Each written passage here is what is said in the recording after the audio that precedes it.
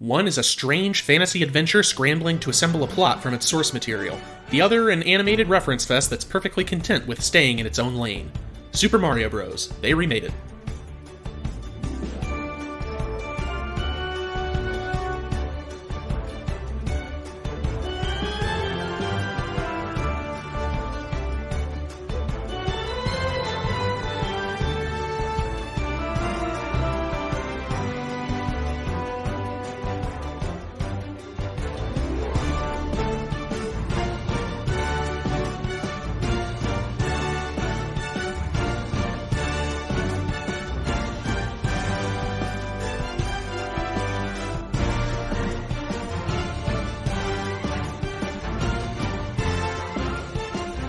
Hi, and welcome back to another episode of They Remade It. I'm your host, Stuart.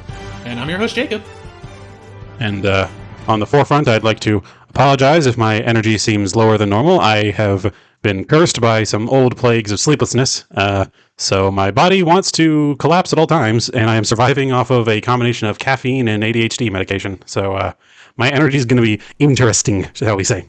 I mean, is there really any other way to live in this current environment? I mean, I fucking wish there were. Just keeping ourselves going through caffeine and whatever else. Yeah.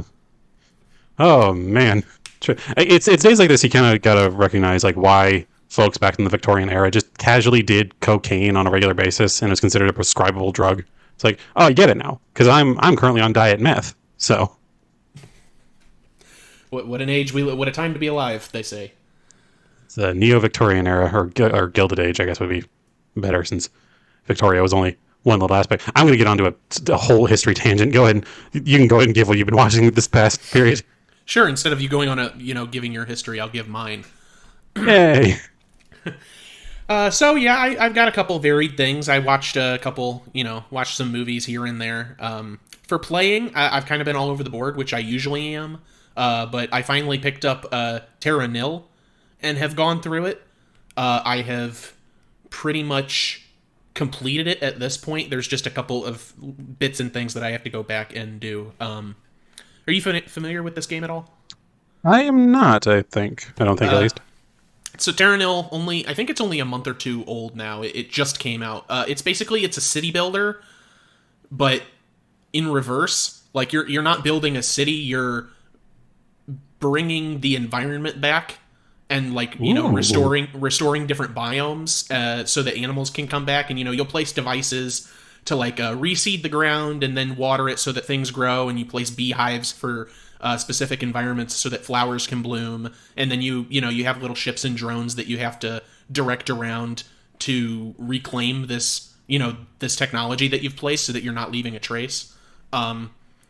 And it's fun. It reminds, obviously, like I said, city builders. It reminds me a lot of city builders, but with the environment and not the city. But it also kind of reminds me of like the Zoo Tycoon games back when they were always coming out on PC with the different biomes. I'm making a polar bear exhibit, so I've got to get this area perfectly set to tundra so that the polar bears will be happy.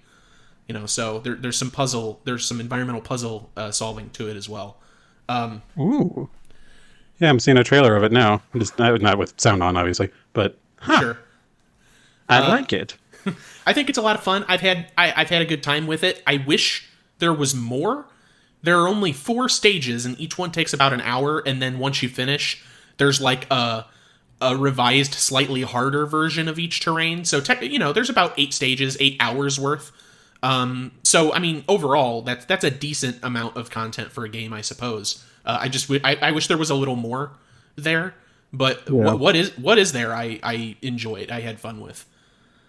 It'd be cool to see if it because it currently just looks like it's mainly just open fields and everything. It'd be cool to see you reclaiming an actual cityscape as well. Yeah, the closest they get to that is the last stage, which is kind of like a volcanic field, and there are husks of buildings. But it would be hard to call it a full city. There's just maybe 10 skyscrapers that are hollowed out, sparsely placed around the map. So they could definitely go harder with that. If this game had some cheap DLC come out or an update, I would go in for it. So that's Terra Nil. I have liked that. Nice little break from the usual stuff of hey, our world is slowly dying, so let's just break off more Yeah. pieces of it. Let's bring it back instead. Let's restore Yay! it. We need to. Hope. Huh. Well, moving on from games and on to movies, I saw three things brand new in the theater, as I usually do. Nice. I saw Renfield. I saw that about 2 weeks ago. How'd that go? It's not great. It's Yeah, I kind of got that vibe. yeah. Let me say, even this isn't saying a whole lot because it feels like it's expected territory. But I think every scene that Nick Cage is in is great. And it's not even necessarily just an overacting thing. Like, it doesn't feel like how do I put this? It feels like Nick Cage playing the character because it's Nicolas Cage and he's hard to ignore, but it doesn't feel like it's him playing the character. It feels like he's trying to do his own spin on like an emotionally abusive Dracula, and it's a lot of fun. You know, him sitting in chairs like while someone's trying to explain something to him, and he's sort of got his hand on his chin and his eyes are sort of wide, like he's feigning interest, and he's like, oh, really? Before the snap happens. There's a lot of stuff like that that's really fun. You can tell he's having a good time. It's just lot of... That is truly what I adore most about Nick Cage's stuff, is that it very rarely seems like he's having a bad time whenever he's doing his thing. It's like, yeah, God bless him. Yeah. At least he knows what he's doing. And, I mean, there are other cool elements in there alluding back to, you know, Dracula. Like the Universal film and things like that, which are, like, cute, but just a lot of the writing and the quote-unquote jokes that surround everything, I just don't think land. And there's this entire, like, plot with the New Orleans police that's, like, threaded through everything. I'm like, this is fucking pointless. I wish this wasn't here. So, real mixed bag, but I'm still kind of sitting with my feelings on it because every now and then something else comes to mind. I'm like, oh, you know, this or that. Well, it's at least, you know, as always, at least I'm glad that Nick Cage is having his time. I was getting a weird vibe because, like, I saw the, like, Red Band trailer of it and saw, like, the gore effects that they had going on, and I was kind of like, that's a little silly. Dude, even by the class of movie we're doing, that just looks like Kool-Aid. No, dude, speaking of mixed bag, there's some special effects in there that I'm like, wow, either that's a practical effect or they use some really good computer graphics on that effect because it looks real. And then the further we get into the movie, it's like, oh, that looks like a really bad PS2 cutscene coming out of that guy's arm. It's like the money was all over the place. It's not consistent. Yeah. I don't know. I just, like, didn't really see the need for excess gore anyway. It's like, you could have just had some fighting and shit. That would have been fine. Yeah, I think it plays into the quote-unquote comedy of the piece, but... Well, you have to use quote-unquote before comedy. That's, you know, it's bad. I will leave you to determine how how everything fares whenever you get around to seeing it. I've been interested to see it, so I'll get around to it. Let's see. Oh, what else did I watch? Oh, I saw Suzume. I saw that 2 days after I saw Renfield. I saw Suzume, which is the newest release from Makoto Shinkai, who he did Weathering with You, and he did Your Name, which everyone loves Your Name. You know, just anime pictures. And it's a nice little movie. I didn't really have a lot of problems with it while watching it. It's just kind of faded from memory the more time has gone on since I saw it, so not a lot really stuck with me, I guess. But, yeah, it's fine. You know, it's got a lot of elements of his previous work, obviously, and it's funny because there are people I saw that reviewed this online that were comparing it to Miyazaki, and there were people only commenting. Anime y'all people know. I was about to say there were people commenting on it that's like, this gives me real Boss Baby vibes. That meme where it's like, only ever seen Boss Baby. Yeah, so I which is funny because I'm like, I have seen other anime and I kind of get where they're coming from with the Miyazaki comparison. I think most of them are just because that's the only anime they're familiar with. But there actually is a lot of Howl's Moving Castle vibes with this, with the relationship between the two main characters specifically. I mean, besides that, I mean, it's an anime film, so is it Miyazaki? I don't know. You know how weird the relationship between the two main leads in Howl's Moving Castle was? That statement could mean anything. I guess I don't necessarily mean relationship like, you know, friends, lovers, whatever. It's more so the interactions that the two have and their different statuses and how they sort of come together at the end. I mean the general relationship. not necessarily the undertones. But it's fine. It's fine. It has a funny trope that a lot of anime movies have specifically, where it's like it feels like it has this wonder and majesty going on with all of its fantasy elements, and then it gets to the last 5 to 10 minutes of the movie, and it's like, oh shit, we forgot about the story. We got to wrap this up. So that's honestly, that's a bit of Hayao Miyazaki as well. I was like, yeah, but it's fun. I had fun with it, and it kind of doubles as like a Japanese road movie in the middle of its runtime, which is fun too. You know, they're going to the different territories and things like that. So, alrighty, I liked it. It's not his best, but it's pretty good. Speaking of not his best, the last thing I have is I saw Ari Aster's new movie, Beau is Afraid. I saw that this past Sunday. Oh yeah, the movie that I have no idea what the fuck's going on with it. I watched it and I don't know what's going on with it. So cool. Glad it's consistent. It's not like straight up a horror or a thriller movie like like Midsommar or Hereditary or anything like that, which was a nice change of pace. It's kind of like a weird. It's a strange character piece about. It's funny because it was reminding me a lot of myself, because it's basically Joaquin Phoenix has insane levels of anxiety about everything, and it's not that he has anxiety and then he is proven wrong. He has anxiety and he's right to have it, because almost everything he thinks could go wrong does go wrong. You know, so it's like the universe is proving him right. Oh. I really just, from every trailer I've seen of it, every bit of it I've seen, and how there was like apparently some extra ARG stuff or whatever going on about it, apparently, I've never been able to truly piece together what the goddamn plot is leaning towards. So the general plot, not to spoil anything, as if I could even fucking spoil anything, but the general plot is Joaquin Phoenix's mother dies, and he has to get to her funeral. And it is just insane levels of, I'm trying to get to this funeral and I literally can't because the universe fucking hates me. Like it's pretty prevalent in the trailer, but there's like a weird Misery analog with Nathan Lane and Amy Adams, where it's like, are they holding him hostage? I don't know. Are they? And then there's like a whole forest thing with like these vagabonds that put on plays, and there's like a retelling of Joseph Campbell's The Hero's Journey in the middle of Joaquin Phoenix's journey, just as like a comparison between the two. It's literally all over the place. Thankfully, are all things shown to some degree in the trailer, so even those aren't really spoilers. No, yeah, I'm not. Yeah, I haven't really spoiled anything. It's just all these things are in the trailer, and you can't tell what's going on because the movie moves all over the place. Is the thing. It's wild. And the thing that really bothered me, the reason I really wanted to watch it, is because Richard Kind was in the trailer for like a second, and I was like, oh, that's Richard Kind. I would recognize his face anywhere. Joaquin Phoenix makes a phone call to Richard Kind 35 minutes into the movie. You just hear his voice, and he then proceeds to not show up until the last 5 to 10 minutes of the film. The movie is 3 hours long. Dear God. The entire time I'm like, when are we going to get to the Richard Kind factory? So, and this is just a quick aside, just because you mentioned the runtime. A lot of these either A24 or A24 adjacent movies lately that have been really starting to give eyes at the longer and longer runtimes are on thin fucking ice. Because like I just like recently learned that Scorsese's new movie, Killers of the Flower Moon, is going to be 5 minutes short of 4 hours. And I saw it. I literally out loud saw, "You go fuck yourself, man." Like, I'm not going to go see that. Like, I flat refuse. If a movie is like the maximum I will do a movie is 2.5 hours. I cannot do longer.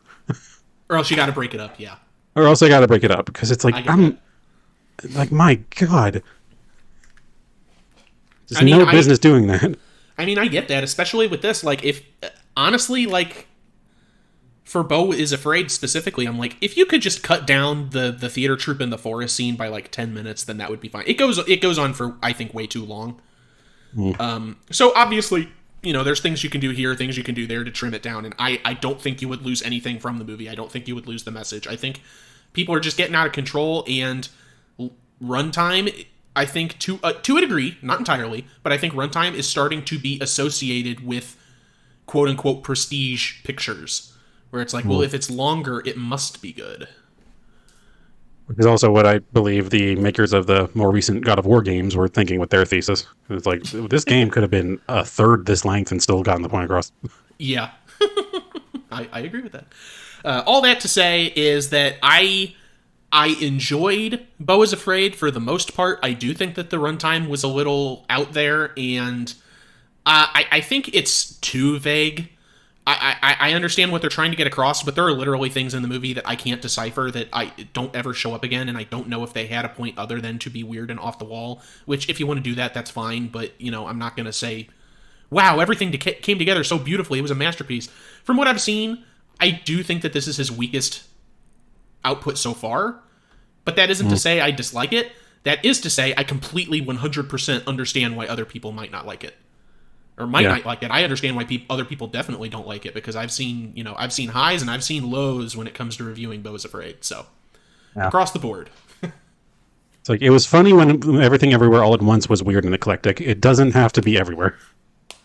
Yeah. But that's all I've been playing, watching, whatever. So, what about you? Well, as always, work has decided to be excessive in its ways with me. So as far as watching anything, it's been nigh on nothing, honestly. I just truly have had not the energy or time for it, other than what's, I've needed to see. But beyond that, I've at least played a few things. I finally got around to buying and starting to play Dying Light 2 because it was on sale, just because I love the original. It's fine so far. It's pretty samey. Like, the original game, the city that you were in was so distinct, and since you're running across like every square inch of it, it kind of had to be. And so, you'd be, I could just be running around one part of the city and be like, okay, I know exactly where I'm at and which way I need to go. I know which certain things I need to like jump over, climb over, what have you. And it all made sense in its own way. The new game is it's just copied and pasted buildings over and over and over. So if I'm in one area of the city, like at least in the early game, the later parts of the game are at least a bit more distinct, but only because it's a like denser city, so you have to go up skyscrapers, which is its own issue to deal with. But at least in the early game and then some of the smaller areas, it is just so dull running around, because I'll just run over one area and be like, I have no idea where I am, even though I know I've run this path more than once, because it all looks the same, so I don't know what to expect. And so that's just kind of rough. Beyond that, it's just a fine functional game. It's distinctly weaker than its original, but that's nothing too outlandish in that statement, I guess. So I'm still maybe halfway through of it right now, so I'll have to reserve the remaining judgment, which I'm sure it'll have some way of re-gripping me. I don't know. Because like the original, I did not expect to get me by the short hairs as much as it did, but goddamn did I love that game. Beyond that, as far as video games, not a whole lot. I've continued with my running our D&D game with a friend group here. That is going well. I am slowly becoming more competent at it as I get more resources and realize, okay, this is what I have to do. But my God, is it still a learning curve, just understanding every aspect of D&D. Nice. No, I'm It doesn't I'm help sure. that I've also it doesn't help that I've also picked a campaign that involves naval combat, so I also have to worry about like that as an entire extra mechanic. So that was my own fault, but I'm having fun with it, and they're all seeming to have fun with it. So That's good. If you're not riddled with anxiety, while you're in the middle of it, then I think you're doing fine. I'm riddled with at least a moderate amount of it, but nothing debilitating. Right. Nothing short of usual. I would Yeah, like that performance anxiety of like, I hope I get a good grade in D&D today. Yeah. A good Which is like grade. normal, which is a normal thing for a normal human to want out of life. Oh God. But honestly, yeah, beyond that, it's been pretty null. I've been basically just kind of doing a holding pattern lately because, oh boy, just kind of killing my time. I hear you, man. I hear you. Literally, the one thing I went to see was one of the things we've watched today, for today's episode. So I forced you to go out to the theater. huzzah! I need to go out. It's been too long. Well, I'm glad you did. And speaking of talking about that thing, Mario Brothers. It's Mario. You saw the episode when you clicked on it.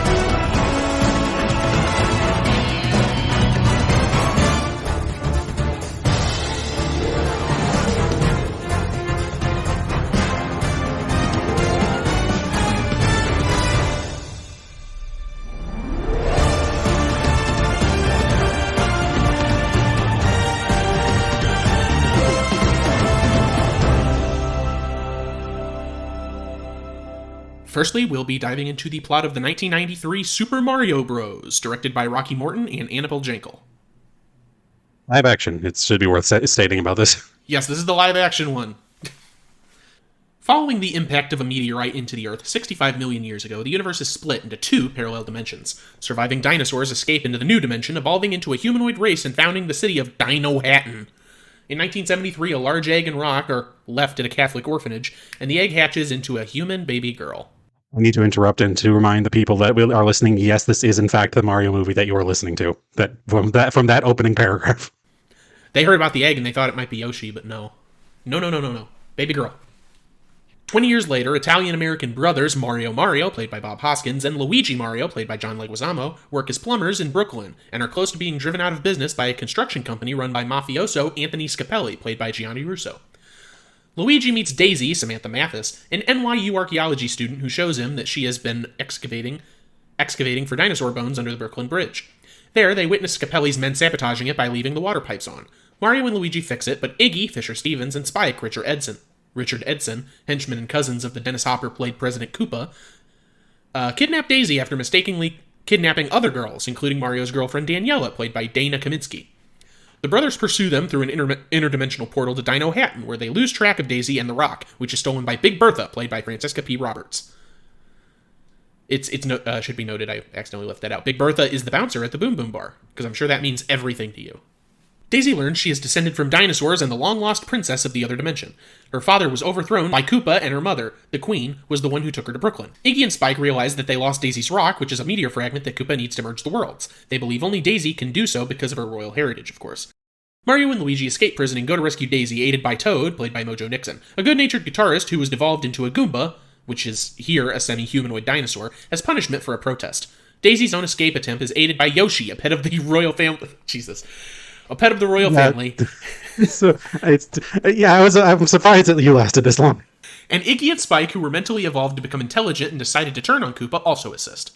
Koopa's jealous girlfriend Lena, played by Fiona Shaw, tries unsuccessfully to kill Daisy, then obtains the rock with plans to overthrow him, but is literally fossilized when she merges the worlds. In Brooklyn, Koopa attempts his takeover by rousing his army and turning Scapelli into a chimpanzee, but Mario holds him off long enough for the worlds to separate again when Luigi and Daisy remove the fragment from the meteorite. Mario and Luigi obtain devolution guns and use them to defeat Koopa by devolving him into primeval slime. Daisy's father is restored as king, surprisingly played by Lance Henriksen, and the citizens celebrate and immediately destroy anything with Koopa's likeness. Daisy decides to stay in Dino-Hatton and kisses Luigi goodbye as she opens the portal for him and Mario to return to Brooklyn. 3 weeks later, the Mario Bros are heralded as heroes. Davy arrives at Mario and Luigi's apartment in Brooklyn and asks them to help her on a new mission in the most brazen attempt at sequel bait I have seen in a long time. No, I'm going to have words to say about all this. Continue. Continue I shall with the Super Mario Bros. Super movie from 2023. Just came out a month ago. Not even a month, a couple weeks as of this recording. Directed by Aaron Horvath and Michael Jelinek. Italian-American brothers Mario and Luigi, played by Chris Pratt and Charlie Day respectively, have recently started a plumbing business in Brooklyn. Their father disapproves of Mario's decision to leave his steady job under his antagonistic ex-employer Spike and believes he's dragging Luigi down with him. After seeing a significant manhole leak on the news, Mario and Luigi go underground to fix it, but are sucked into a warp pipe and are separated. Mario lands in the Mushroom Kingdom, ruled by Princess Peach, Anya Taylor-Joy, while Luigi lands in the Darklands, ruled by the evil Koopa King Bowser, Jack Black. Bowser seeks to marry Peach and will destroy the Mushroom Kingdom using a superstar if she refuses. He imprisons Luigi to blackmail Mario, whom he sees as competition for Peach's love. On his journey, Mario meets Toad, played by Keegan-Michael Key, who takes him to the princess. Peach plans to ally with the Primate Kongs to help repel Bowser and agrees to take Mario and Toad along. In the Jungle Kingdom, King Cranky Kong, played by Fred Armisen, agrees to help on the condition that Mario defeats his son, Donkey Kong, played by Seth Rogen, in a fight. Despite Donkey Kong's strength, Mario defeats him. Mario, Peach, Toad, and the Kongs use carts to drive back to the Mushroom Kingdom, but Bowser's army ambushes them on Rainbow Road. When a Koopa general destroys part of the road, Mario and Donkey Kong plummet to the ocean and are eaten by an eel-like maw ray while the other Kongs are captured. Peach and Toad return to the Mushroom Kingdom and urge the citizens to evacuate. Bowser arrives aboard his flying castle and proposes to Peach, who reluctantly accepts after Bowser's advisor Kamek, played by Kevin Michael Richardson, tortures Toad. Mario and Donkey Kong, after bonding over how their respective dads never take their decisions seriously, escape the Maw Ray by riding a rocket from Donkey Kong's cart and hurry to Bowser and Peach's wedding. At the wedding reception, Bowser intends to execute all of his prisoners in lava in Peach's honor. Toad smuggles an ice flower in Peach's bouquet, which Peach uses to freeze Bowser. Mario and Donkey Kong arrive and free the prisoners, with with Mario using a Tanuki suit to save Luigi. An enraged Bowser frees himself and summons a bonsai bill to destroy the Mushroom Kingdom, but Mario knocks it off course and directs it into the warp pipe where it detonates, creating a vacuum that causes Bowser's castle to be transported to Brooklyn. As they fight Bowser, Mario and Luigi grab the Superstar, become invincible, and defeat the Koopa army. Bowser is shrunk with a mini-mushroom and imprisoned in a jar. Mario and Luigi are hailed as heroes and celebrated by Brooklyn's populace, including their parents and Spike. In the aftermath of the battle, Mario and Luigi move into a new house together in the Mushroom Kingdom. And I'm sure they live happily ever after. Oh, and there's like a post-credits scene with a Yoshi egg. Yeah. Like in Mario 2. But yeah, that's that. God, that was so much easier. But still not easy enough because I gotta do some full circles real quick. This is gonna be a fun one.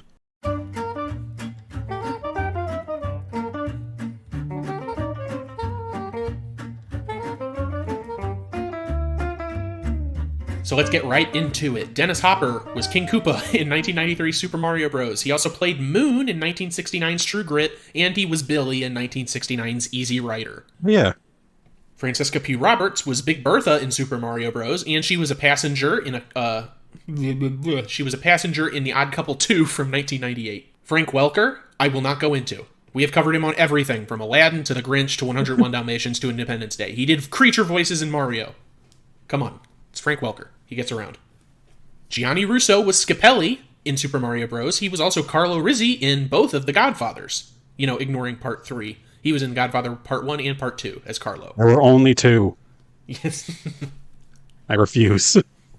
Eric Bauza was the voice of General Toad in the Super Mario Bros. Movie from 2023. Why'd I say it like that? He was also the voice of Daffy Duck, Porky Pig, Foghorn Leghorn, and Elmer Fudd in the much-maligned 2021 Space Jam: A New Legacy. Well, he bounced back. Yeah, voice actors, career voice actors get career voice actor work. So what are you going to do? Jack Black was the voice of Bowser in the Super Mario Bros. Movie. He was also Ian Lamont in 97's The Jackal, and he played himself in 2011's The Muppets. I forgot about that one. Keegan-Michael Richardson was the voice of Kamek in the Super Mario Bros. Movie, and he provided the voice of Brutus in Secret of NIMH 2 from 1998. Very good movie. Yes. And staying on the career voice actor train, Jessica DeChico was Mario's mom in the Super Mario Bros. Movie, and one of her earliest roles, live action as a child, in The Godfather Part 3. And that's it for Full Circle. Honestly, surprised it wasn't worse. Nope. It could have been a lot, because I'll certainly get into it after I let you talk, but yeah. The 2023 Mario Bros. Movie has some pretty noticeable career voice actors that I could not help, but, I had to pay attention, like Scott Menville doing his Kevin voice from Mission Hill as a Koopa in one of the scenes. I was like, that's literally just Scott Menville. Like, I can't ignore it. There's John DiMaggio and Jess Harnell, I'm pretty sure, but anyways, I'll let you talk. Yeah. It's weird seeing how much of, both of these movies had, a weirdly recognizable cast. It's just, on the one hand, it's seeing them kind of just, push through the filter, like a light Nintendo filter, and seeing all these different references and everything. And on the other hand, it feels like I am being beaten with a baseball bat that itself has been lined with acid. It is... first of all, I should just mention for the simple fact of, for a lot of reasons, the 93 version is near impossible to find streaming online due to what is believed to be a series of copyright issues, because my God. And so it's not on really any major platform that I could find. And so the experience that I had watching this, and I have exactly zero shame saying this, some dude just took the entire movie in 5-minute increments, and he put it on YouTube by recording doing the classic of playing it on a TV and recording it on his phone secondhand. So I really feel wish you had told me. I used to own a DVD of it, so I ripped it to my PC. I could have shared. I mean, it's fine. If anything, I think the experience was only heightened because, truly, it is the intro to this paragraph somehow does and does not. The paragraph in the first paragraph part of the synopsis truly does and also does not do it justice of how much the first literal 5 minutes of this film are a complete fucking fever dream. Just you're going into this. It starts off with the 8-bit Mario music or whatever, and it just gets into a thing of 65 million years ago, the dinosaurs ruled the earth. What the fuck? And then it talked about that weird pseudoscience shit I feel like I'd hear Dan Aykroyd talking about, of like our planet getting split into another dimension, and how they're like the dinosaurs became humanoids in this other world because that makes sense. And it's just like it somehow defies criticism simply for the fact of I don't know what I could possibly say, because this is a movie about the Mario Brothers, who at the time this was made, the most advanced version they had. Did Mario 64 even come out at this point?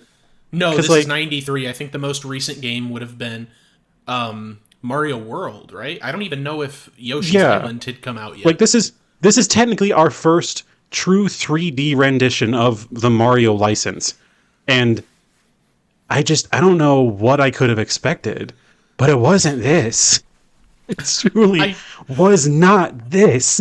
It's very bizarre, and I'm glad you brought up the intro, because, so, full transparency, because we have done so many episodes of this show at this point, doing Full Circle is a nearly insurmountable task for me to do by hand, which is what I used to do, so I actually coded a scraping tool that goes against databases and compares versus the movies that we've done to give me this information of Full Circle. It's just easier that way.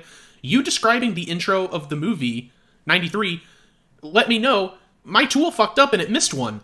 So the narrator, there's like a little cartoon at the beginning of the 93 version showing this dinosaur planet splitting thing happen. And the narrator for the cartoon is Dan Castellaneta, the voice of Homer Simpson and others. He's a voice actor. So yeah, he narrated in this, and we saw him in Space Jam.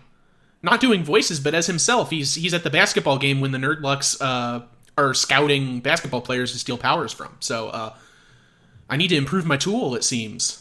I mean, in all fairness, that is a respectable little miss. Like, that is, I mean, I'm sure even your tool was like, I don't even know what the fuck's going on here.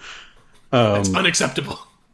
But yeah, like, I gotta pivot over to the newer one for a bit, just because, like, I'm still getting my thoughts together on the original. Like, it's weird to call it the original. I'm going to talk about the 23 version, for the simple fact of kind of pivoting against the early controversy that was kind of surrounding it, of having Chris Pratt play Mario and everyone being like, he's going to be a terrible voice. I'll at least lay that partially to rest. I thought it was fine. I think it was the right decision making them truly like Italian Americans rather than going with like the oh damn, what's the typical voice actor of Mario's name again? Charles Martinet. Yes, Charles Martinet. Like, rather than doing like the full Charles Martinet impression like the entire time, I think that would have been a mistake. So I thought he did fine. You know, ultimately it's Mario. As we all know at this point, Mario is typically the least interesting character in most of his franchise, as he's meant to be. But, you know, I thought he did well. I think the rendition that Pratt did of him was actually, you know, really respectable. And to that end, also, Charlie Day as Luigi, I think, was a perfect choice. I'll say, I'll go into deeper thoughts on the movie after the fact, because I'm sure you got more thoughts you want to get out there just while we're on voice actors. I do want to say, I agree with you. I was pleasantly surprised by Pratt's Mario. And also, Seth Rogen is Donkey Kong. I mean, it's just Seth Rogen, really, so it's not like, wow, he truly was Donkey Kong. But I didn't necessarily think it was, like, bad. It wasn't a bad performance or anything. I thought it was fine. Really, the only two... I'll finish, sorry. No problem. The only two voices I'm kind of down on were Anya Taylor-Joy as Princess Peach. And, again, that's not because she did a bad job. It feels like she's just being herself and kind of cashing in a check, which I mean is fine, but you know, if I were to rank the performances, that'd probably be near the bottom. And then Fred Armisen as Cranky Kong, I actively disliked. I don't know what he was doing, but that was not Cranky Kong to me. That one actually frustrated me. I was like, what is this voice? This is a bad voice. I'm sorry. Yeah. But yeah, those are my thoughts on there. I know you had a point. I mean, nothing major with it. I think overall, the casting was pretty brilliantly done in general. I kind of agree with you on the end of Fred Armisen, just being like why even have that as a whole thing? I thought Anya Taylor-Joy was as well as Peach needed to be. I think their rendition of Peach is definitely leaning almost too much into the whole girl boss thing. And I'm not trying to say women only need to be damsels in distress or whatever the fuck. Like, no, that's stupid. But as a result, it just makes her character kind of uninteresting. It has this thing of there's a really common trope in like a lot of like cheap action movies where there's a whole thing of this, you know, normal everyday guy gets sucked into an insane situation and he's trained up to be used to it by like this super confident woman who's obviously going to be a love interest thing.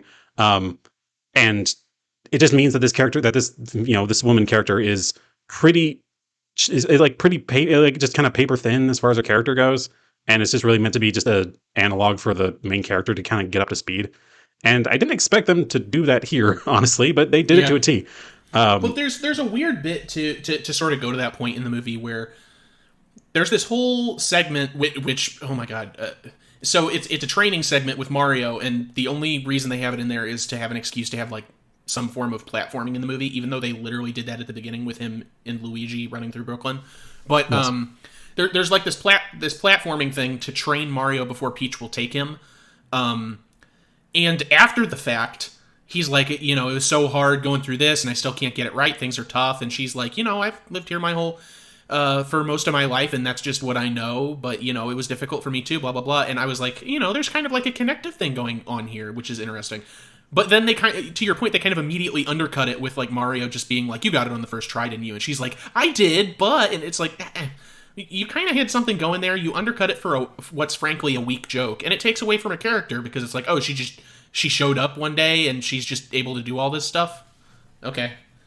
Well, you just cemented her as a Mary Sue, guys. Like, come on, like you didn't have to do that. Like, you could have made this person with some character, and I think they might.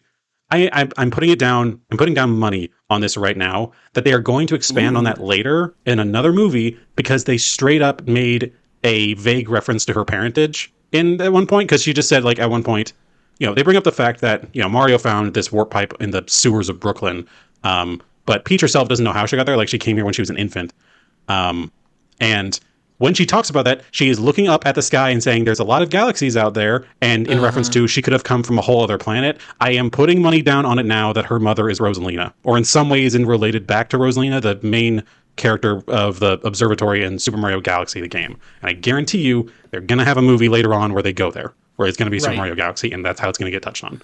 Well, I mean, they had the Luma for a while, but they have left that door so wide the hell open. Right. Well, they had the Luma, which at least alludes to that that aspect of the universe existing. Which, by the way, there have been a ton of people that are like going for the Luma like as like a highlight of the movie. I don't know, that those jokes didn't necessarily land for me either. I said it to you before we fully started the podcast, dude. But I was like, I'm going to be a little stinker on this episode because, frankly, I don't really like either of these movies, just for different reasons.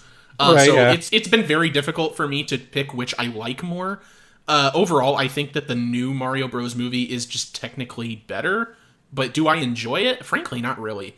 That's not hopefully I don't come across as just yet.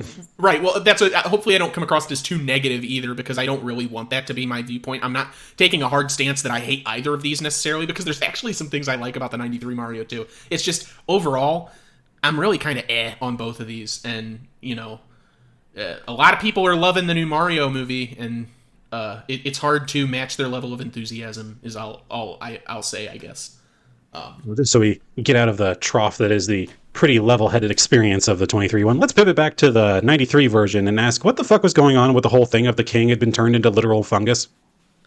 Right. So Synopsis does not go into this. The king has been turned into a cell, like a multi-mile wide fucking fungus system across this city, and it's just kind of there. So here's the problem too, and I think it's because, frankly, both of these movies stink of rewrites. They just smell of multiple rewrites. I actually read, ladies and gentlemen, there is a website that I believe is still online today. It's just the Mario Bros. Movie website that has just cataloged and archived everything that has ever released regarding the Mario movie. Interviews, podcasts, deleted scenes. And I'm pretty sure it's there that I learned that, like, the cartoon opening with Dan Castellaneta narrating was actually a last-minute addition to try and relieve the audience of confusion, because they had test screenings and the audience was like, I don't know what the fuck's going on. What is happening? So I cannot believe they didn't think that wouldn't be confusing, because my God. Right. It's frankly, it's bizarre. And to go specifically to the point that you were talking about, the mushroom, the king, Lance Henriksen for some fucking reason, as the king. God, he shows up in the most random places, doesn't he? He does. I was playing Mass Effect not too long ago, and I learned, like, oh, Admiral Hackett, that's just Lance Henriksen. Hi, what are you doing? But the confusing thing is I think due to all these rewrites and whatever, it kind of gets lost in the mix. The mushroom thing doesn't make any sense. I think the implication is that King Koopa used his de-evolution technology to de-evolve the king into a mushroom mass because he evolved from the mushroom. But I thought the universe was split, so this was all dinosaur-based people. So why are there also mushroom-based people? And if they evolved, like, side by side, why is he and his child apparently the only... Well, I guess maybe Toad as well. Mojo Nixon playing Toad is also a mushroom evolved person. He gets de-evolved into a Goomba. Exactly. He's de-evolved into a lizard creature because the Goombas are a collection of lizard creatures. Also, Daisy came out of an egg, so she's also technically a lizard. Yeah, so the movie is fucked and it doesn't know what's going on. Unless it's saying that lizards evolved from mushrooms. I don't understand. I need you to understand that I truly just had a moment where I just kind of stepped out of myself after saying the sentence, yeah, but Daisy came out of an egg, so she's a lizard person. And I genuinely had to, like, stop for a split second and go, what is happening? Am I okay? Because, like, that's the most ridiculous bullshit. We have watched some odd movies in this. We've seen some truly abjectly terrible movies in this. This might be the most oddball one we've ever done. I'm gonna just say it, because, like, I don't know what the fuck is going on in this movie. Every time I look up another trivia fact about, because I was trying to find trivia facts about just, like, reasons for certain designs, or, like, there's a cool fact of the matter, like, kind of background thing. I don't know if it's ever directly stated or not, but for the fact that there are no fossils on this world, because there's no dinosaurs, even though that's not really how it works, but it means there's basically no fossil fuels in this world, so there's no gasoline, so all the cars are electrically powered, like street cars. That's super interesting. That's a super, like, cool design thing. And I kept going to trivia, like, different trivia sites to try and get more information about stuff like that, because I'm sure there was other things I missed. The vast majority of trivia was talking about how this movie was an absolute nightmare to make, and how, specifically Bob Hoskins in particular, like, just lambasted the production of this movie, talking about the fact of he went to go film this thing. It was supposed to take 5 weeks, and it dragged into 17. Yeah, I heard an interview with Dennis Hopper saying the same. Like, he talked about on a daily basis, apparently it was a husband and wife directing team, like, co-directors, which that's, already that's going to be its own issue. But apparently there were daily rewrites to the point of people just stopped paying attention to when things were getting rewritten. Apparently at one point, throughout the course of production, Bob Hoskins had a finger broken, was stabbed multiple times, and nearly drowned at one point. Fuck. Like, apparently John Leguizamo, like, both Hoskins and Leguizamo were just getting drunk every night just to bear with this fucking movie. Apparently to one point where Leguizamo was so drunk at one point he got his leg broken or something during a stunt. And so it's just like, what the fuck is this insane bullshit? Leguizamo actually goes into that in detail on an episode of the Gilbert Gottfried podcast from a couple years ago. Just how much of a nightmare the entire process was, and how he was ashamed of it, and, it was just a bad experience. Which is funny, because he has been all over the internet talking about how he was certain he was going to get a call to be cast in the new Mario Bros. Movie in some degree. And I'm like, are you really, like, that out of touch? Bro. That you think this thing that you have mass maligned and that Nintendo is ashamed of, that they would call you? Yeah, like, I will say, and I'll actually take this as a good point, also pivot back into another point about the new one, for the simple fact of, I was fully expecting this to be so much of a garbage fire, simply for the fact that it was Illumination making it. I have been down on Illumination for a lot of reasons, almost all of them, for good reason. I think the original Despicable Me was fine. Beyond that, I can't really say much about it. I think everything other than that they've made in recent years has been, like, cringe levels that make me want to tear out my ribs. One of which we have obviously seen on the show with the Grinch. Yes. And so I was fully expecting the Mario movie just to be this, like, hack job of their just, like, worst hits. But then I realized partway through watching it in the theater, I'm like, oh yeah, Nintendo probably really wanted to make sure their shit was shown well this time. They probably sat them down and were like, okay, no fart jokes, no Minion references, no goddamn anything other than what we tell you is cool, okay? And you know what? It thrived for it. I'm just gonna say it. It is no grand, like, it's not much to write home about when you get right down to it. I'll say that outright. It is not Illumination's usual, and it only succeeds better for it. You think it is? it could have gone so much worse. Well, that's the funny thing too, because I'm not big on Illumination, and I certainly haven't seen all their things. I know I did the weird Despicable Me thing a little while back, and Which I still worries me. I think that's really my only experience with them. I haven't watched any of Secret Lives of Who Gives a Shit. I haven't watched any of the Sing movies, so that's it's really just that, and then The Grinch, which we did for the podcast. Well, I think I also watched that around the time it came out, but yeah. I'm not too big on the Mario movie, which I guess I should probably get into a lot of my bigger gripes with it, just instead of constantly saying I'm down on it. But I'm not too big on it. I still think it's their best movie. Oh, absolutely, by a country mile. So, it's not a huge bar to surpass, but yeah, I think that a lot of that is Nintendo's oversight and how controlling they are, because they're fucking controlling. Yeah, Jesus Christ. Even us making this episode might be its own issue. That being said, there are Illumination things that peek through. My main problem, and this is something I've come to grasp over time since the movie came out and since I saw it, because I saw it the day after it premiered, because the internet has been going crazy for this movie, and it's one of those things where it's always sharing the Rotten Tomatoes scores as if that's the end-all be-all. It's like, look how low the critic score is and how high the audience score is. It's amazing, and they're talking about how the critics are panning it because the story is weak, and the argument is always like, have you played a Mario game? The princess gets captured, Mario goes to save her, the end. I don't agree with that. Like, obviously that's what the games are, but that's like a bastardization of the whole thing. I do think the story is weak and it's a little confused, and I think that's primarily because of... I can tell that there were multiple rewrites on this project, and there are elements of other tellings of the story that kind of peek through the script, but they're not fully realized on. And to the comment that the games had weak stories, it's like, I don't necessarily think that's a valid argument, because this is a movie.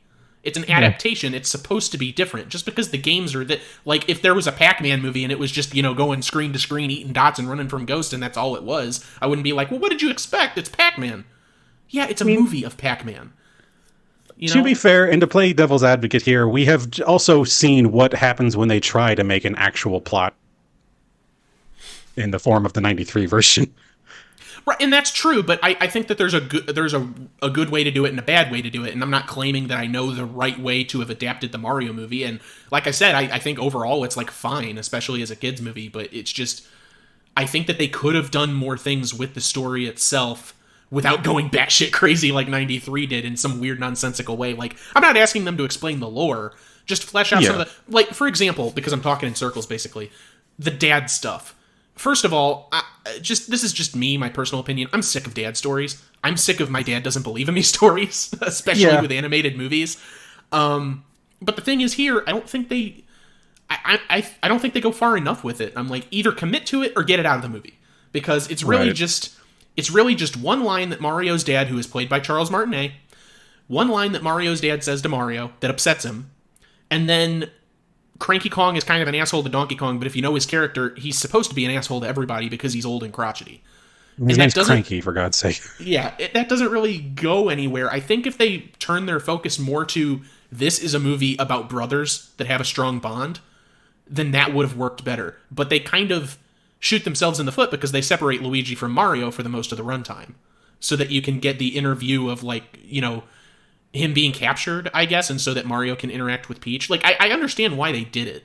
I think it weakens some parts of the movie that I wish were a little bit stronger. I hope I'm coming across fine and I don't sound like some miserable prick. I totally get it. And I think ultimately this kind of comes down to me having lightened my expectations a lot lately, of just like kind of going into movies and just being like, if it didn't actively fuck with me, that I'm pretty much okay with it. And I think everything you said is completely true. Everything you have said about it is like, yeah, like they really just kind of have all these disparate elements that sort of cohere into this plot, like a pretty stock standard plot when you get right down to it. But I think they did all of that deliberately for the simple fact of, I think they're just trying to kind of not even necessarily do the MCU thing, because God help me if this happens again. But simply doing it for the fact of they wanted to kind of get out the elements they wanted or had to get out of the way. Just to be like, okay, here's a story, here's our characters. We have about 2 hours to get this all across. Let's just give the straightforward kind of basic version of all these that we know everyone's seen 1,000 times and just kind of get to having some fun with it. And I think they do that fine. I don't think they're trying to set the world on fire with this, which I think was kind of the more respectable move. I think if they had tried to go too hard, too fast, or did like what, the remake of The Mummy did, where they tried to like set up this insane, like, oh, big, like dark universe. We have Jekyll and Hyde and everything set up all in this one movie and all this other shit. And if they tried to do that with this, where they try to set up like a really kind of deep interweaving thing with all these different elements from the Mario universe, like if they tried to go more into Donkey Kong as a character, but really all they did with it was basically just go, hey, these guys, they hate each other's guts and they got similar dad issues, and that's the only thing they can relate on. I thought that was funny. I thought that was fun that just like even in their desperate moments, Donkey Kong's like, yeah, well, your dad's right about hating you. And he's like, okay, go fuck yourself. It's just like, I think the fact that they weren't trying too hard is kind of to their advantage in a way. I don't think it was a solid B, like a solid B, maybe A- of a film, because you know what, you can't fuck up if you don't try too hard. It's like, that's fair. it's just, it really just seems like they saw what they could do conceivably without it getting too bogged down and just went with it. That's fair. And yeah, I think that's fine too. I feel like it tends to be a little confused, like I was saying with the plot stuff, and I think it's a bit overstuffed with, like, they tried to fit the Donkey Kong Country stuff into it, they tried to fit Smash Bros, they tried to fit Mario Kart, and there's some cool sequences. Like the Mario Kart stuff on Rainbow Road, I think there's some cool sequences in there. I just think to the movie itself, I think they were trying to do a bit too much, and maybe they could have fleshed that out in other elements, is all I think. But if we're talking like a letter grade, I think that I would be sitting around a B or a B- for the movie, except for the soundtrack. The soundtrack takes me straight to a C. Because really? Wow. I was very frustrated. And this is not just a Mario thing, it's an all animated movies thing. So let me explain this to people that have not seen it and for some reason are listening to this, spoilers and all. The Super Mario Bros. Movie 2023 has very cool music in its soundtrack that underscore elements, just mixtures of classic Mario music reorchestrated to fit different scenes. When I got chills, hair standing on the back of my neck when they get to the Kong Kingdom, and there's just the Donkey Kong Country theme very briefly playing underneath them looking at the Kong Gate. That was amazing. I love that. Take that specific example. The gate opens up and a Kong takes them in a Mario Kart and drives them to Cranky Kong while Take On Me by Aha plays. Yeah, that was a bit most jarring. Unfitting, and that keeps happening. There's I Need a Hero playing during the training sequence, which is the most overused song. There's too many No Sleep Till Brooklyn, I think, plays by the Beastie Boys at the beginning because they're in Brooklyn. There's just so much needle drop horseshit. And again, Mario is not the only, like, offender of this. This is especially Illumination and DreamWorks. This is just an animated movie thing that really drives me crazy because the actual score of the movie is fantastic, and I wish the whole thing was just the score. If they could just pull back into, oh yeah, this is a little bit from Mario Land that bleeds into this, because I think that really thrives. I was hearing bits from Galaxy, I was hearing bits, I think, from Sunshine. Mm-hmm. If that was the only score, I would be a lot more positive on it, but the actual needle drop soundtracks really drove me crazy. And just for reference, I think I'm going to put in the podcast as one of the transitions the track, because it's online, because it's on the soundtrack, the track that was supposed to play during the Kong driving sequence that got replaced by Take On Me, because it is just Donkey Kong music beautifully threaded throughout, and someone on Twitter actually synced it up with the scene, and it goes like all the dips and dives, and when the parachute opens and they're it matches up perfectly. And I think corporate oversight had them remove that beautiful Donkey Kong Country score and replace it with Aha, and that's very frustrating for me. Yeah. Like it just goes to show for the fact of like the quality of the score, like the original score they did for this, that the entire final battle is they made a final battle theme out of the like invincibility star thing, just the like they managed to make a kick-ass final battle with just that. Like that was awesome. It was amazing. Great. Like we all knew it was coming, obviously, but they still did it wonders. So like yeah, it definitely, someone was definitely able to get like some amount of corporate oversight to get the amount of licensed music that they got into this. And occasionally for me, I'll admit, like I was like, when the No Sleep Till Brooklyn started playing, I was like, all right, fine. We're still in the real world here. I think that's like at least sort of funny. Just like the whole like difference of the worlds that they're going to be living in. But when it kept happening, I was like, all right, like we can move on, can't we? The score is holding it up. If that was just relegated to Brooklyn, I don't think I would have any problem with it, because at least I could rationalize it as, oh, that's like our world, you know? Yeah, exactly. I would be fine. I think I'd be fine with that. I can't remember any of the music in the 93 version, I'm going to be real. I'm trying to think of other things to say about the 93 version, but every time the problem with the 93 version, more than anything, I think in my mind, is that I can pick individual elements out of that movie that seem badass or really interesting or really good choices. Like, I think the two leads for Mario and Luigi were pretty well cast. I think John Leguizamo is a little mixed. I think he just kind of plays the pretty stock standard, like, dopey sidekick character a bit too hard, which I think the best way to describe this movie is like it's like if every one of those hokey late 80s, early 90s action movies we've shown on the show, all their worst elements thrown into one film, like Total Recall, Judge Dredd, and all those like movies of that era that were all very similar. It feels like we just got all the runoff from all of those films and they collected into this film. Just between like all the weird tropes and like different stock characters. But back to the point I'm trying to make here is like there's a lot of individual elements in the 93 version that if you pick them apart are actually pretty well realized and like kind of cool to think about. Like, the fact that, again, like the cars are all electric powered because fossil fuels don't exist in this world. The fact that brakes as on cars don't exist in this world. So there's just constantly regular car crashes and all this sort of thing. And they have to literally have those like cable stop things that jets use on fucking airplanes on aircraft carriers. And like all these different things about like this idea of like this process of evolution and these two worlds split between them. It's like, that as a concept is interesting of like, okay, how are these two different life forms of like developed side by side? This whole thing of like, even just like the idea of like, oh, there's this being who has been reduced to a citywide fungal infection effectively. Like that's weird and interesting. It's an omniscient force that's just helping out our main characters. It's just like hanging out there. He's made his literal mushroom kingdom. And it's just so weird to think about each of these individual elements and then to put them all together and for my brain to start wanting to reject it. Like, I don't think I've seen a movie on this show yet that my brain has truly been like, I don't want to remember parts of this because it's too hard. Like, right. And not least of which for the fact that the intros to both of these movies are shockingly similar. It's like both Mario and Luigi go down to fix a pipe and end up falling into a portal into the Mushroom Kingdom. Like, how do both of these movies go the exact same way?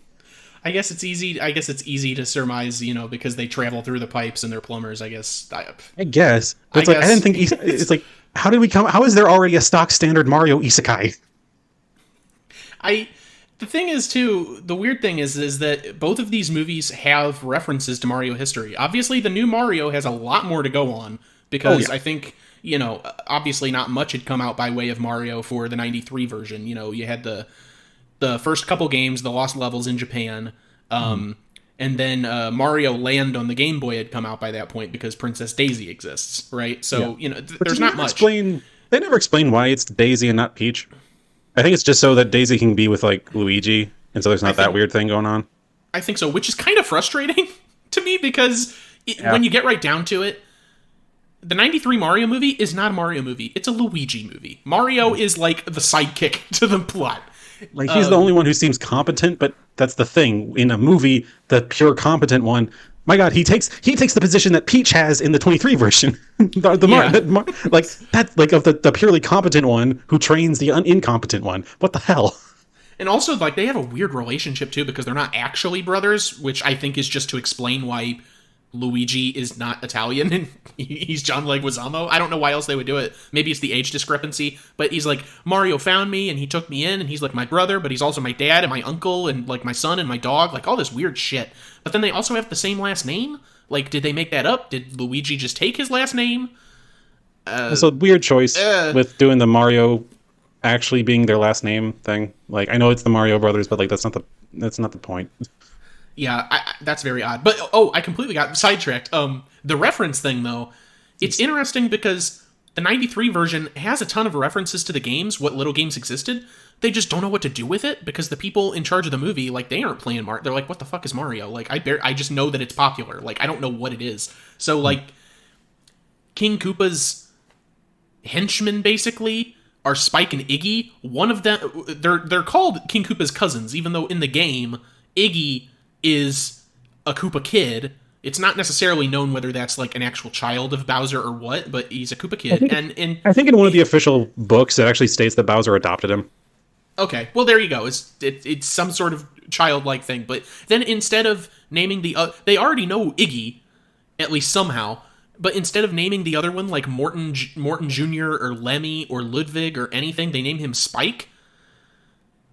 Why? Like it's weird. It's like they're vaguely He's another onto like something. side character. I'm pretty sure. It is, but I was just like, you already have a ton more Koopa kids right there, and you clearly know who they are. So why are you not pulling from that? And like Big Bertha is like this. Big Bertha is the fish, the giant fish that jumps out of the water in Mario 3. And they turned that character into like this sassy woman that Mario almost has a thing with. Yeah, that one was very, very strange. What the fuck was the main age bracket that this was supposed to be marketed towards? Because I'm gonna like one of the other few trivia things I found about this was that during the nightclub scene, apparently they brought actual real strippers for those roles. I saw John Leguizamo say that in an interview, but he said, oh, what was it? He said that they brought real strippers and Disney wasn't happy.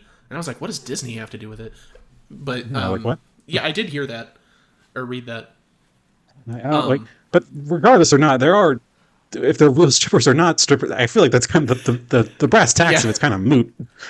Yeah, there were strippers there. It doesn't matter who said what or who got mad at who. This is a movie about what at the time was just an 8-bit series of characters on 2D, like in 2D environments. What the hell happened? I don't know. Also, can we talk about how, like, there's a Bob-omb? I didn't bring it up in the plot, even though it's kind of important to the climax of the movie. The Bob-ombs exist in this world, and everyone knows what they are. And it's the closest thing to looking like a sprite out of the game, because it's this little bomb with eyes drawn. I mean, obviously the Bob-ombs are simple, but it looks really cartoony, which is weird. But I'm trying to figure out, like, is this a creature? Is it, like, technology that was created? And if so, why are they just randomly all over the place? But, I mean, they know what Bob-ombs are. Like, they even know to call it a Bob-omb. So, that's there. I don't really get the ecosystem in this world in general, because, like, randomly around the place, there'll just be, like, other, like, lesser dinosaurs kind of running around, like vermin. But that'd be like if in our world, like, we just had, like, capuchin monkeys walking around. Which I guess, to be fair, there's actually places in Southeast Asia where that does happen, so hush my mouth, I guess. Oh, speaking of, there's a really weird scene that has never sat right with me in the 93 Mario. Which one? It's near the end of the movie. They get the meteorite kind of working, and very briefly, Mario, King Koopa, and a couple of Goombas get transported to the real world and actually get transported to, like, the work site. Everyone sees them. No one is freaking out or fleeing for their lives, even after King Koopa turns a man into a chimp in front of everyone, and everyone just starts laughing. Everyone is laughing at this. I would be shitting my pants and fleeing. Like, that's always been a creepy scene, but also then Mario, like, breaks the thing or something, and then they go back. Like, it's a completely useless scene. It's like 2 minutes tops. Yeah, that's true. There's a lot of moments in this movie where the most I can do is kind of go, okay, and move on. Like, that happened especially with the Big Bertha scenes. I was just like, first when they just first meet her and she just decides just to be an ass. Which, to be fair, I guess again, it's very much that kind of Judge Dredd style city of, like, everyone's a fucking criminal for some reason. But just that whole moment in general, it's just, there's just a lot of moments that it's like, I don't know why that happened. They needed that to be there for some. They probably already had the chimp on hand and were like, well, we got to use this for something. But, like, I'm going to use that as another kind of segue point with, talking about, the King, President Koopa, whatever, versus Bowser. How do you feel about the villains in both these movies? Because they're very different. I was worried going into the new Mario movie with Bowser, because I like Jack Black as a performer. But the voice that he was doing, at least in the trailer, the little trailers we got, I was like, it's weird. It's like he's trying to sound growly, but he's not really getting there. Ultimately, I think that the performance that he gave came across fine, and I actually enjoyed the direction they took Bowser in the new movie, because they really harped on his romantic sort of infatuation style thing, which is not prevalent in every Mario game, but in, like the RPGs, games like that, in Super Mario Sunshine, where he's trying to convince, or where he's told Bowser Jr. that Peach is his mom. Like, there's always this, like, romantic angle that Bowser really never gets to go off on. And I'm glad that they kind of had like a goofy side to this character in the movie as well. I do think that played well, and I think Jack Black played into it. I have been saying this since the trailer came out for the movie, the first trailer. I think Keegan-Michael Richardson as Kamek, the wizard, is the best performer in the movie. He has my favorite voice. I think they give him great scenes and great lines, and his relationship to Bowser is a fantastic one, because obviously he's still an underling, but you can tell he has more pull over other underlings. And there's a scene that I actually did laugh at in the theater. I don't think most of the jokes in the movie landed for me, but the one where he and Bowser are interacting, what his proposal will be like, or playing that out, like, I really like that scene. So I like the villains in that movie. 93, on the other hand, you can tell that Dennis Hopper is phoning it in for a paycheck, which is fine for the most part. It's just it's a weird take, and they take the character in like strange directions, and he pretends to be the Mario Bros. Lawyer at some point. That lasts for 30 seconds. So I think it's said best, because again, this is just on the rare occasion I do look through trivia. Most of the time it's so forgettable that I don't bring it up, but this one was filled with so many random gems. There was another one that had him had Dennis Hopper doing an interview where he talked about why he did this role, and he talked about it with his son, who was pretty young at the time, and his son apparently went, "Dad, why are you playing this role as this character who's meant to be the bad guy?" And Dennis Hopper replies with, "Well, son, I did it to buy you shoes." And his son apparently replied, "I don't need shoes that bad, Dad." It's just like, classic. Oh, that is so. I want to believe that's. The cynic in me wants to believe that this guy made that up, but having met children, that's 100% a thing a kid would say. So it's the funniest shit I'd read all day. This is so good, and it perfectly sums up the performance of this character. Of like, yeah, he was doing it for the paycheck, but no paycheck is worth that. Like, come on. Oh, and going off the villains as well, because I almost forgot. Dennis Hopper, phoning it in, whatever. He has some funny lines. Me and a college friend quote "monkey" to each other constantly, because that is a great line from this movie. After speaking of when he turns him into the chimp, a monkey. But going back to other villains, Fisher Stevens and Richard Edson as Iggy and Spike respectively, horrendously annoying. I hate them. Get them out of the movie. They're frustrating. And how did they create two worse Rob Schneiders? They are basically Rob Schneider split in half. And they defect over to the heroes, whatever. It basically does nothing. And King Koopa's girlfriend, Lena, what the fuck? Real quick, what was the whole thing with the mob? Like, the one dude who gets turned into a monkey? What was the whole point of that? The point was to introduce an antagonist for Daisy early on, I guess. That is, like, secondary almost immediately because King Koopa shows up. I guess they feels like. I guess they. Well, what I want to say is that they shoehorned it in at the last minute so that King Koopa coming to the real world wasn't completely useless. But they didn't just get like a nobody to do it. They got Gianni Russo to do it. Like, he had already been in The Godfather and a couple other things by this point. So this is a lot of the Godfather folks didn't get a ton of work after the fact. Right. Well, I mean, a good number, including Gianni Russo, a good number of folks in The Godfather that aren't like huge name actors or weren't. That's because they were like actually either in the mob or tied to the mob. So. Oh yeah. I will say, just because I don't want to forget about it too quick, but on the subject of Jack Black, fully agree. I think personally, he was my favorite part of the movies, because like I just have a soft spot for him in general, and just kind of like how he's just been living his best life lately, and it's just been like, oh yeah, I'm fucking Bowser. Like, he went to the premiere wearing a suit that had like the Bowser spikes on the back. It's like he was having a grand time with it. Yeah. A lot of the time it was hard for me to just differentiate from the fact of like, no, this is just Jack Black. This isn't like not necessarily Bowser specifically.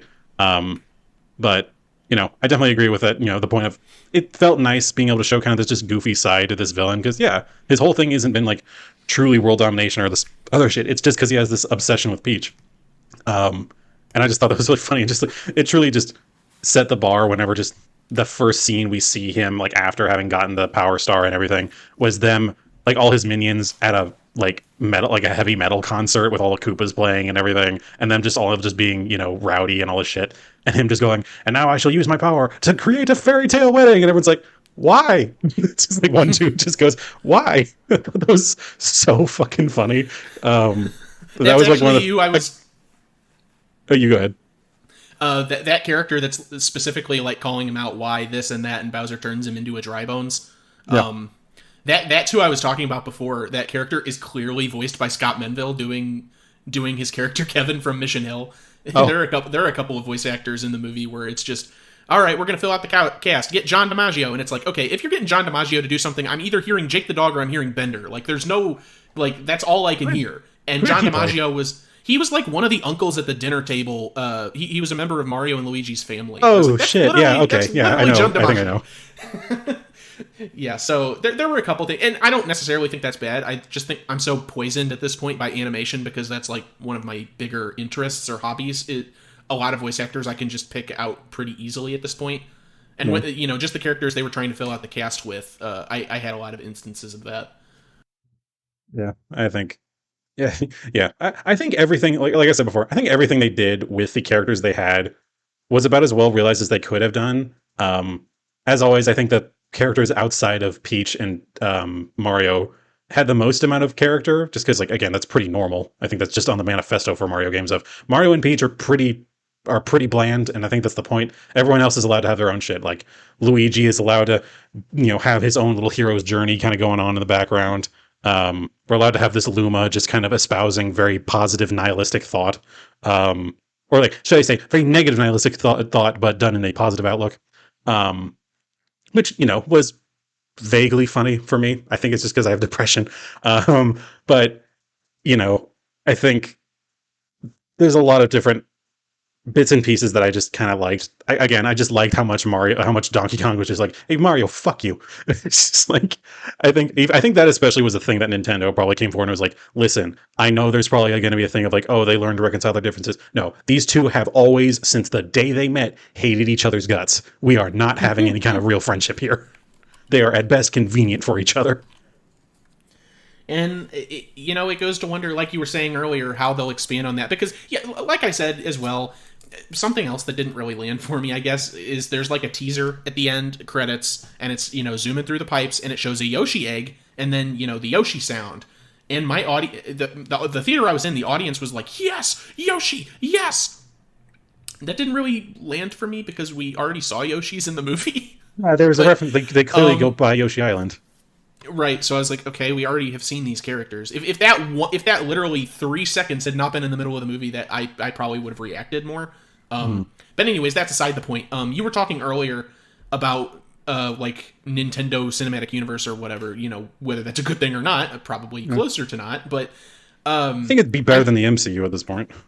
I mean, at least for the first part of it, it depends on how long it goes, because you get burned out obviously. and start rehashing things, and how big is too big for an event. It's like we've already had the multiverse stuff, so now I defend it simply for the fact that there's only so much that can be done with it, because there's a fair number of Nintendo properties you can mess with. However, how many of them are Nintendo, one, willing to actually be made into films or TV? Two, how many of them do they actually have confidence in doing so? Right. Well, I've seen a lot of people that are like, "Oh man, we're gonna get a Donkey Kong regular movie. We're gonna get the Legend of Zelda, which I'm looking forward to, and then everything will culminate in a Super Smash Brothers movie." And I'm just like, can we step back a bit and realize that is like a really shitty idea? Oh, absolutely. I don't want to see a Smash Brothers movie. That sounds horrible. I want to see it simply for the fact of I want it to come out before we know all the characters. I want them to do a reverse Avengers where they don't do this whole thing of like, oh, we're totally building up to, oh, we're like, I'm here to talk to you about the Smash Brothers initiative bullshit. No, I want them just to have it in here and just be like, hey, Mario, we're getting together with some buddies. You want to go kick the shit out of each other? Sure. And then they just have this moment where they just have a zany adventure with a bunch of characters that have up to this point not been introduced. Like this is the first time we see Link or whatever the hell. And it's just like, you know what? To get rid of all of the bravado of it, just make it something fun. And you know what? That's exactly what Super Smash is. That would be fun. I just know that wouldn't be the case. I know, but I don't think Nintendo wants that anyway. If they do, they're insane. I hope not. Like, honestly, I don't even care if we get a second Mario movie. All I really want out of this, if I can get anything, would be a Metroid movie. Ooh, yeah, that'd be good. I would love that. Apparently, that was actually supposed to be in pre-production around the time whenever the 93 Mario movie was coming out. But after it did so poorly, Nintendo was like, yeah, no, fuck this. We're never doing this again. Well, I'm glad. It probably would have more resembled Dwayne "The Rock" Johnson in Doom than it would like a Metroid that I care about. God. So, Yeah, I think Nintendo is angling towards a lot more of this sort of thing, simply for the fact of, we've seen Metroid Prime got re-released and everything. We've seen all these different, there's been a big push, it seems like recently, for a lot of their big properties to kind of be reintroduced into the limelight. Like, we're getting this sequel to Breath of the Wild that's coming out this next month, at least at time of recording. Where, we got, like I said, the Metroid Prime remake. We have, all the various stuff coming out with Mario. I think there have definitely been doing their signature Nintendo thing, that is taking their time and testing the waters with elements and seeing how they can come at this as best as possible. Like, they're not going to try to do the whole thing of MCU where they kind of go too hard, too far, too fast. Like, I mean, we've seen it for years now with all their different, basically self-prototyping with, between the Wii and, the Wii U and everything, and how all those elements eventually led to the Switch and how well it's done. And just, I think we're seeing that on display here with the Mario movie. They're not doing anything that's too risky. They're going with a very well-known animation studio that's had a lot of success in the past. They're going with a character that they have been as solidly known for as anything else, that being Mario. They're going with all of the straightforward elements and just getting references in that people are like, hey, I know that, and hey, that's a fun little thing, and just not pushing any major boundaries. They're just getting solid numbers in. And I think that's only going to get them success here, because I think they're truly doing it how you should be going about it if you're wanting to expand your brand like this. I don't think they want to do the full MCU thing as a result. I hope not. And that's the thing is, I think a lot of the, like, not wanting to push things too far and trying to stick to a relatively simple formula, I think it's detrimental to just the general Mario movie itself, in that I was lukewarm on it at best for that. But if you're looking at it from a business perspective, going in, testing the waters and things like that, I mean, that I do understand, because, like, they even did that with, they don't have Detective a Pikachu. lot of, right, which underperformed, so, that's why it's it was more successful than they expected, I'm sure. I read opposite. I'm pretty sure it made its money back, but I've read a couple things where they were not happy with how it did. But a lot of that might be circumstances of when it released. That was their wild ball that they had to throw out there, because they always have one. Like, between the Wii to the Switch, they had the Wii U, which that one was an oddball. There's always at least one.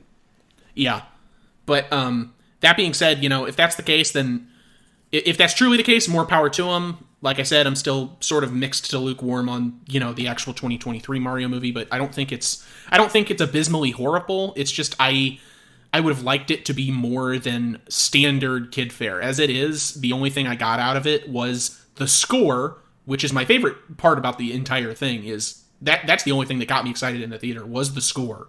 And the references, which, I have slowed a lot in recent years with being like, I recognize that. Not because I don't, but because it doesn't get me excited anymore, because it feels like everything's doing that, especially with all the, like, freed up Ready Player One free guys, whatever, God. So I've slowed a bit on that. I don't know that that's necessarily the movie's fault so much as the environment and the monoculture's fault, but yeah. I think ultimately, there's only so much criticism I can give it when I get right down to it. It's a family movie. I know it. I knew going into it wasn't going to be anything spectacular, but I thought it was good. I think I enjoyed my time. I would probably see it again, like maybe with friends or something, or if it was on TV at some point. Yeah, I'd see it again. I cannot say that about nearly any of the other Illumination's work, to be honest. So, large praise to them. And it feels like I need to say more about the 93 version, but at the same time, I don't wanna. It was so rough to get through for me. I wanted to enjoy it more than I did, but even just after the first 5 minutes, I was like, I'm not gonna like this. This is gonna be hard. Well, you and most everybody else, it seems. But the one other thing I'll say on the new Mario movie, just because I would be remiss not to mention it, and this is less the movie's fault and more the company and everyone involved needs to get their shit together. It is actually it's something that went viral online a bit, but I actually noticed it in the theater. Grant Kirkhope and David Wise are not credited for their music compositions, which is very strange. Like, they are going through the score and they're crediting all these people. They credited the people that wrote the Super Mario Bros. Super Show theme, since it's used in, like, the Mario Bros. Plumbing advert. They credited the people that wrote that under Saban. But when you get to, like, the Donkey Kong Country music, David Wise isn't credited. It's just Donkey Kong Country. And Grant Kirkhope's DK rap was used. He's not credited. The credit goes to Donkey Kong 64, the game.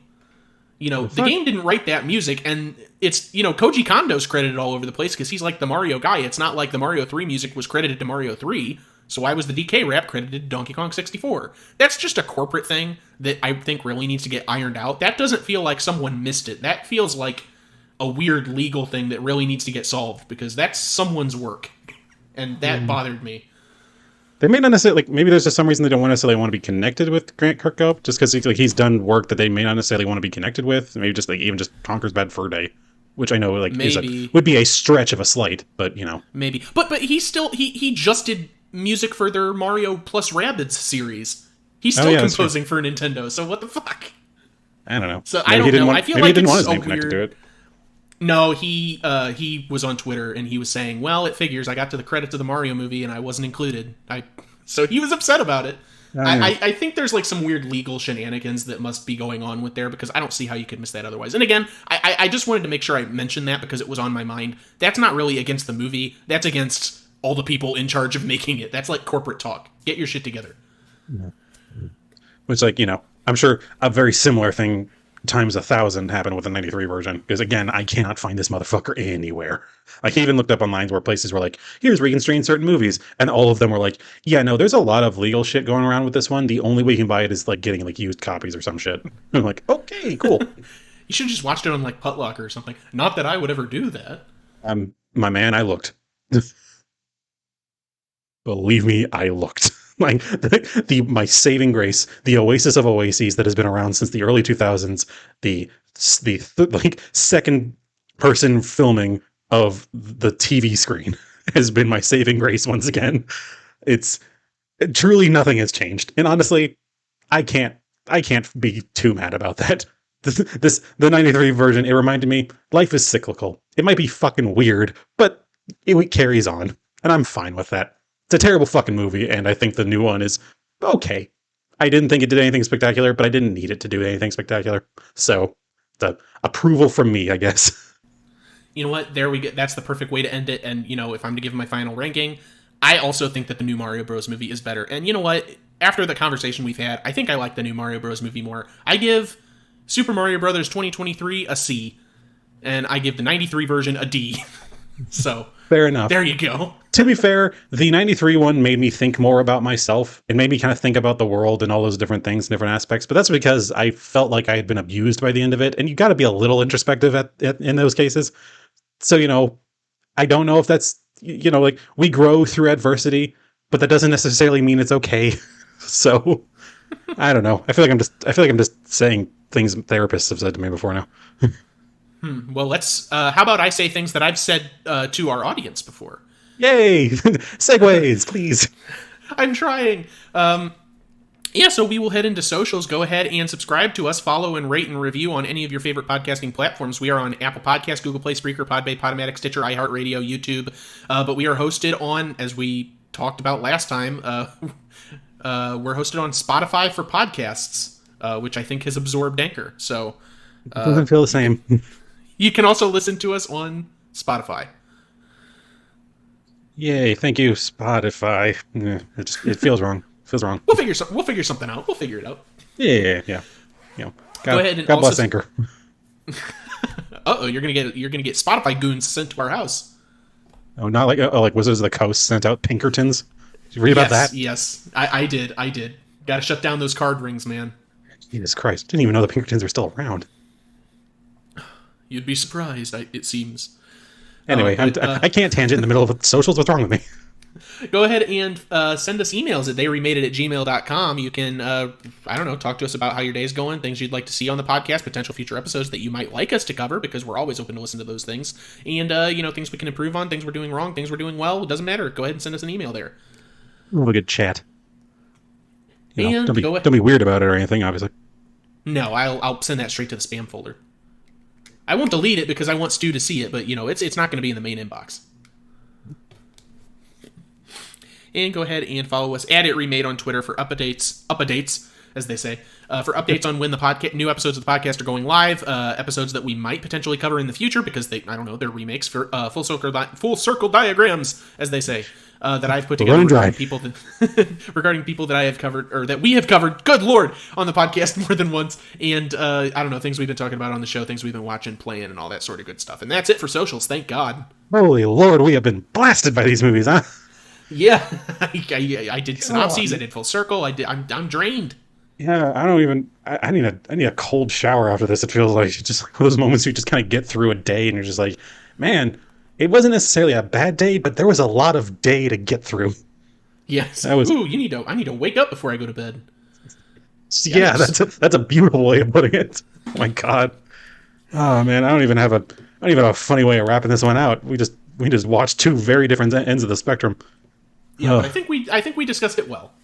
Yeah, I think that's as well as could be expected. It's as good as it needs to be. As always, I am your host, Stuart. And I'm your host, Jacob Mario. Oh, God damn it. You got me this time. I'm Stuart Mario. Ah, fuck it. Go. Good night, everybody. Jesus Christ, fuck this place.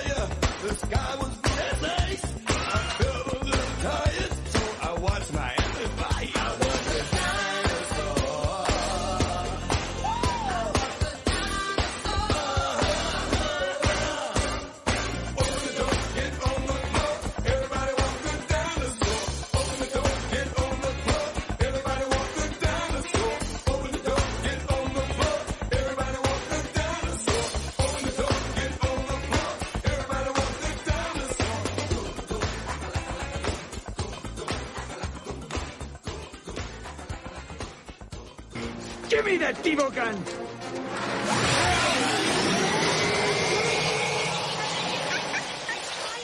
What is this?